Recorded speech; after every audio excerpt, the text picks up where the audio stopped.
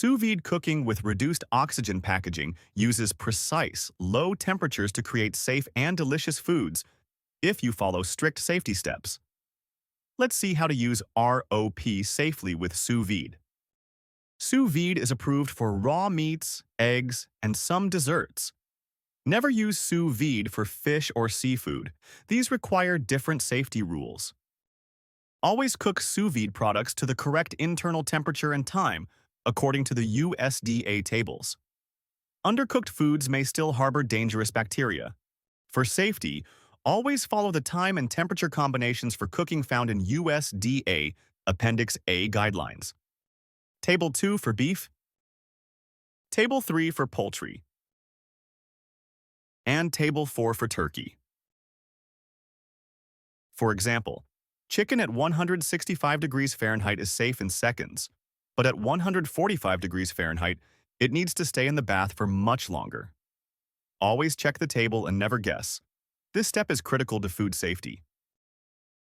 After cooking, you must quickly chill sous vide products. Get the temperature down to 41 degrees Fahrenheit or lower before packaging and storing. This rapid cooling step stops bacterial growth. Sous vide items may be stored for up to 7 days at or below 41 degrees Fahrenheit. After that, discard any leftovers. Every sous vide package must be labeled with both cooking and packaging dates, plus a clear use-by or expiration date. Monitoring is essential for sous vide safety. Always record the exact cooking temperature, cooking time, and cooling temperature. Before sealing, check and log that the food is below 41 degrees Fahrenheit. If food hasn't reached the correct temperature or time, do not package it. Recook or re-chill as needed. Products missing labels or with expired dates must be discarded. Dispose of any food that looks spoiled or unsafe right away. Verification checks that your team is following all monitoring and corrective action procedures, making sure your food safety system actually works. Verifying time, temperature, seals, and records with every batch is essential for preventing bacteria and for protecting your customers. The HACCP Coordinator keeps a close eye on daily operations. If they notice a mistake, they fix it right away and help train staff to do it right. Every week, the coordinator reviews and signs food safety records. They also lead regular audits to make sure the whole team follows the plan.